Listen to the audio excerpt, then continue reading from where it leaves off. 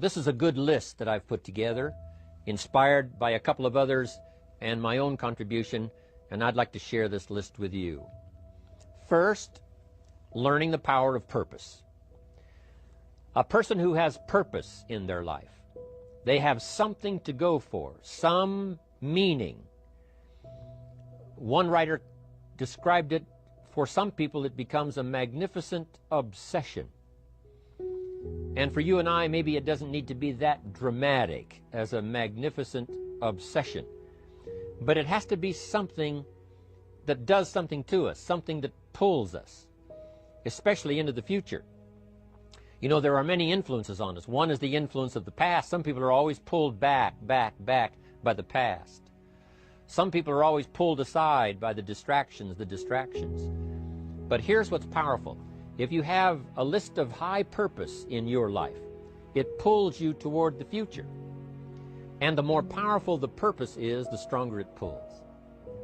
And here's the other great advantage if you have purpose for the future. It pulls you through all kinds of challenges and all kinds of difficulties. If you don't have these strong purposes for the future, it's easy to get swallowed by a bad day. It's easy to be almost annihilated by a poor month. And it's easy sometimes to almost disappear beneath the waves of a year that goes backwards if you don't have something to pull you beyond that year. So if you want something to pull you through all kinds of challenges, all kinds of difficulties, and things that come at you, you got to have something on out there, beyond today, beyond next week, beyond next month, beyond this year, that pulls you into the future. And the clearer it is, the stronger it pulls. The more dynamic it is, the more it affects your life, your spirit, your heart, your soul. It also creates imagination. It gets your mind working on how to achieve that purpose. And if your mind will work, and if your heart works, and if your spirit works, and if you have good input, like good ideas, I'm telling you, there isn't anything you can't accomplish. So that's one of the great powers that'll make a variable of you, and that is purpose. Here's the next one, self-confidence. Where does self-confidence come from? And this is the best advice I can give you on that.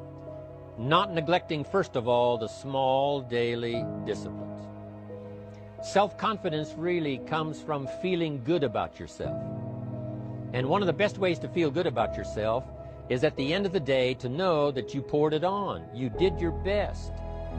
If you conducted a meeting, you did the best you could. If you made a phone call, it was the best phone call you could possibly make. If you wrote a letter, it wasn't a casual letter, it was your best letter. At the end of those kind of days, when you feel good about yourself, self-confidence starts to rise. You know that if you can have this kind of a good day, you can have another one the next day, and those days become the weeks become the months, and the month becomes a powerful year. Self-confidence comes from the lack of neglect. If you will not neglect to do the small daily disciplines, that's where self-confidence comes from. Part of good health is self-confidence. I know I'm going to be healthy. I take the Herbalife products. I eat the apple a day. I walk around the block. I do the jogging on the beach. At the end of the day, when you've really poured it on and you've done all the stuff, self-confidence grows. That self-confidence affects your health. It affects your future. It affects your psyche. So this is true. One of the great powers is self-confidence. Self-confidence means willingness to do whatever it takes to achieve. Some people say, well, I'll do it for a little while and see what happens. You know, I'll try a couple of things. If that doesn't work, I'm out of here. And all of us know that that kind of person doesn't have much of a future. But if you're willing to do whatever it takes, if I have to learn a couple of things, I will learn those things. If I got to learn 5 or 6 things, I'll learn all 6. If I have to take an extra class, I'll take an extra class. If I've got to read the books, I'll read the books. If I have to consult with people who know more than I know, I will do the necessary consulting. Whatever it takes, I will do. That starts to develop unbelievable self-confidence. Self-confidence also comes from the ability to rise above your circumstances, to rise above what happens, the petty little things, the discouraging things that would sink everyone else's ship except yours, that would cause someone else to quit early in the day, but you keep going. That kind of willingness to overcome all circumstances, whether it's the little challenges or the big challenges. If you're willing to do that, I promise you, this kind of power will work for you, and in you, the variable, it'll make a difference. The third on the list I had was enthusiasm. And here's what I wrote about enthusiasm. Enthusiasm that's powerful is mostly enthusiasm that is enthusiasm inside, 90%, 10% outside. We all know what the enthusiasm is like when somebody lets us see their enthusiasm, which is like the 90%, and only 10% of it is inside.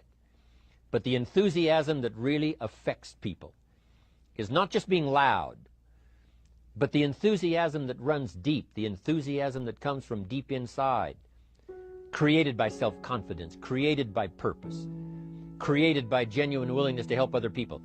That kind of enthusiasm, knowing that you're going to get the job done, knowing you're going to affect people, knowing you're going to have testimonials flowing in from all kinds of directions. That kind of enthusiasm. A lot of it is quiet. A lot of it is unheard. And the 10% that's heard, it rings a bell. People call it genuine enthusiasm because they know that what you say in the outward display of your enthusiasm is only a small tip of the iceberg of the enthusiasm you feel inside that really motivates you to do the best job you can. Next on my list to help you become the powerful variable is expertise. Wanting to excel in all of the skills and settling for nothing less than an outstanding performance. If you're willing to be the best in your field, if you're willing to demand of yourself excellence in skills, to be the best that you can possibly be. In the training, do the best you possibly can. In doing a workshop, do the best you possibly can. Developing the skills of using your personality, developing the skills of language, developing the skills of influence, developing the skills of organizing. If you're willing to be an expert in all of the skills, Herbalife has the way for you to invest those skills and not only make a handsome living, not only make a lot of money, but if you would so desire and if it would be your purpose, a chance to make your fortune. Expertise, excellence in skills. Here was the next one on my list, making a powerful contribution to you, the variable, and that is preparation. Well prepared. And preparation, of course, involves a whole lot of things. A big share of our life is preparing, getting ready.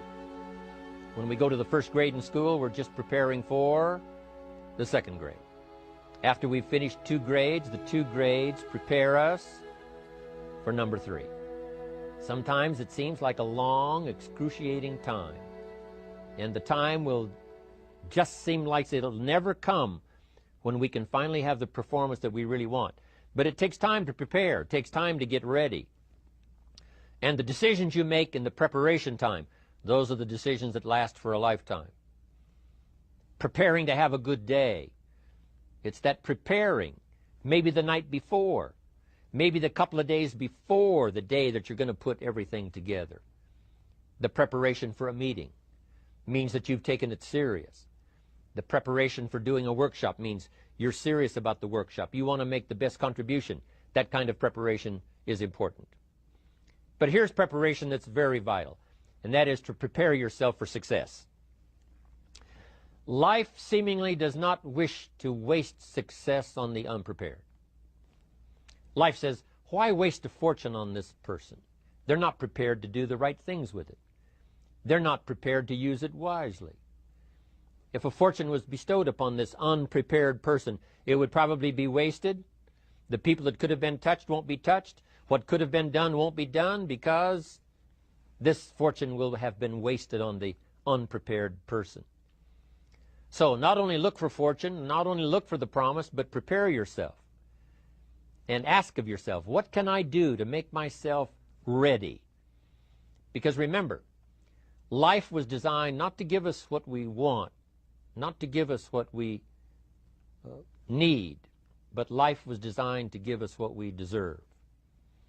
Every value in life must be paid for, and those that pay are the ones that get it. It says those that give receive. Someone says, I wish to receive, I wish to receive. You don't have to concentrate on receiving. Just become a good giver. It says those that search will find. Someone says, well, I need to find some good ideas to help change my life for the future. Then to find good ideas, that doesn't come because you need them. It comes because you search for them. If you want good ideas, you got to go after them. You got to go to the class, you got to go to the workshop, you got to go to the training, go to the book, right? You got to go to the journal, right? Go where good ideas are being taught. Go searching, go looking, because good ideas are not going to be wasted on those that are not seeking, searching, well prepared.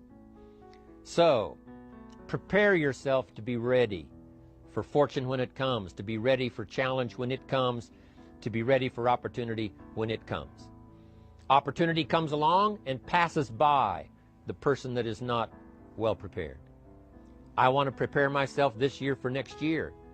Yes, I wish to be effective this year, but I'm also thinking of ways, how could I be better? How could my ideas be more powerful? How could they be sharper, more clear? How could I reach some people next year that I perhaps can't reach this year? I haven't reached deep enough into my own soul to affect some people. Some people just pass by and say, hey, what a good speech. But how could I make it stronger than that, deeper than that, more powerful than that? I cannot be as powerful as I could be next year. You know, you can't go to the 10th grade in the 5th grade. You just got to go through the grades. But the more you are prepared, when the 10th grade finally comes, now you can cash in and get 2 times, 3 times, 5 times more value from it by being prepared. I want to do my best this year for Herbalife, but I also want to get ready for next year, 1999. And then when the year 2000 comes at the turn of the century, I want to be well equipped by language, by instinct, by temperament, by personality, by influence, to really be valuable the year 2000, 2001, 2, 3, 4, 5. That's my goal. I'm sure it's your goal. Now here's the next one. There's great power in self-reliance. Self-reliance means you simply look mostly to yourself. It would be nice if someone just gave you this, gave you this, gave you this. It would be nice if everyone did their job exactly as they're supposed to do it. But here's what you've got to do. Primarily rely on yourself. Primarily say, I'm the person responsible. And I will learn the necessary skills so that I can help people learn their skills. If I need lots of people to do certain things to build my organization, that is what I must have. But I've got to be the final backstop. I've got to be the final one that people can rely on. So that if this is missed and this is missed, I can catch up. I can fill the gap. I can do the job. We have to do it when we conduct meetings. We have to do it when we conduct training. We have to do it when we're in a class of just a few. What someone might have missed, we're there to fill in. Self-reliance. Primarily, we're learning to count on yourself. So that you can do this. Never complain and never explain. Here's the next key power, and that's image. There's many parts to image. The image that others see you as. The image you have with other people. And it's very important how other people see you. If they don't see you as a leader, chances are they won't pay attention. If they don't see you as being in control, chances are they won't have the trust. If they don't see you as knowing where you're going, what you want to accomplish, they probably won't follow. But if people can see you, if you have the image of someone that's in charge, in control of your life, your future, your destiny, in control of the situation, if they see that, that kind of image is powerful. It helps to win the day. It attracts other people. People want to be around people that are in control, that are powerful, but they know how to use their power, influential, but they know how to use their influence. That kind of image is important. But here's a very important image, and that is your image of yourself. self. The way you dress, the way you talk, the way you think, your capacity for learning, all of that is an important image that you have of yourself. The image that you have that if it needs to be learned, you could learn it. If there's a book that needs to be mastered, you could master it. If there's a skill that needs to be learned, why couldn't you get busy now and learn that skill? That kind of self-image, that I am continually trying my best to be the best I can. Because one of the most important places you have to look is into the future, yes. You got to look into the past, yes. You've got to look around, yes. But one of the most important places you have to look is in the mirror. You know, how I appear to other people, that's important. But how I appear to myself is the ultimate importance. That kind of image, to where you'll develop the self-confidence, you'll develop the self-reliance. Now here's another one in my rather short list. The next word is character. Becoming a person of high values, a person of principles, a person of honesty, a person that earns respect. That kind of character. It took character when Mark started to put the marketing system together. How can we have a system that will build in the integrity, that people will know that if this happens, then this will happen. And if this goes wrong, here's the way to fix it. Unless you have the principles and the character and the integrity to put together a viable plan for a wide variety of people, then the system is not going to last very long. And I've been around long enough, and I'm sure you have been around long enough to see a lot of systems that got started, but they failed. And the reason is because they were not constructed with integrity. They were not constructed with character. They were not constructed with doing the right thing. They might have been constructed to take advantage. You know, cash it out as quickly as possible and leave. Mark was involved when others took advantage of him all those years ago before Herbalife. When someone took advantage and didn't have the character, didn't have the principles, and didn't have the character to stay, the character to see it through, the character to do the right thing. So this is important, to develop the character within yourself, that people see you as honest, as fair, willing to do the right thing, willing to be helpful, but always willing to walk the center line, not to pass the line. When we come to an opportunity like Herbalife, especially multi-level network marketing, it is so dynamic, it is so powerful, and it is so possible in fortune making that sometimes people want to speed up the process by cutting the corners, by neglecting to do the right things, you know, to cheat a little here, you know, cross the line just a little bit, because then, you know, it'll grow faster and you can cash in quicker. Not necessary here. Doing Herbalife right will build your fortune longer and stronger than trying to cut the corners and not doing it right.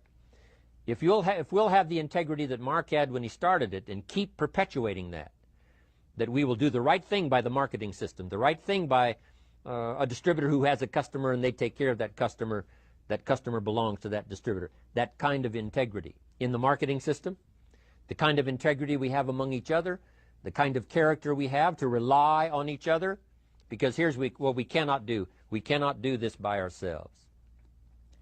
Mark's got to count on me. I've got to count on Mark. We've got to count on the president's team. The president's team has to count on the chairman's club for advice and counsel. We have to count on the millionaire team, the tabulator team, the world team. We've got to count on the distributor. We've got to count on the distributor giving the right message to the potential customer.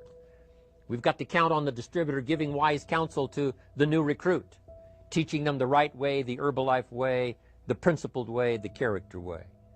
Vitally important. Building and developing your own character. Now here's another one. It's called self-discipline. Self-discipline, all of us have a challenge with that. Because sometimes it's easy, and especially if you're working hard, doing the best you can, it's easy sometimes to let up and let it go. But remember, So many people, especially now that we're as big as we are around the world, are counting on what we do. At home office, they have to be careful. They have to be disciplined. It's easy for the person who ships the product from Herbalife says, oh, well, I'll wait until tomorrow to ship it. And then they go home and sleep like a baby. But the distributor who's waiting for that product doesn't sleep that night, or doesn't sleep when the product doesn't show on time. But if everybody will have the discipline to say, I will do the best job I can. I will make mistakes, of course, because we're all human, but I'll try to remedy those mistakes and do the best job I can. That kind of self-discipline that understands how important your part is in all of the functions that work. Coming to work on the set here, HBN, there's so many people that play a part. And each one of the parts that are played is necessary to put on the broadcast, make it viable, make it real, make it powerful. Any couple of them missing, and it would be a disaster. But all of it put together, and it works like a charm. Each person developing the self-discipline to do their part, do their job. Here's one more, and that is the power of extraordinary performance and demanding of yourself excellent results. This is so important. If you want to live extraordinary, you must do extraordinary. If you want an extraordinary income, you must do extraordinary things. If you want an extraordinary fortune, you must go with the demands of what it takes to have that fortune. Mark has made such a fortune, it's almost beyond comprehension what the numbers really are. But guess what he has the satisfaction of knowing? He earned it all. If he'd have been lax in the performance, Herbalife would not be here these 18 years later. Herbalife would have been a footnote in multi-level history. But because he performed year after year, the 3rd year and the 5th year, and the 7th year and the 10th year, and the 12th year and the 15th year, and now performing well in the 18th year, I'm telling you, that's what makes it such a viable fortune for Mark personally, of course, because he did the job. If we would ask of ourselves that kind of performance, and you've got to ask it of yourself. You know, I can't ask it of you. I would try to inspire you. I would try my best to share with you what it might taste like, what it's like to finally make your fortune. It happened for me. But here's what you must do. You must demand it of yourself.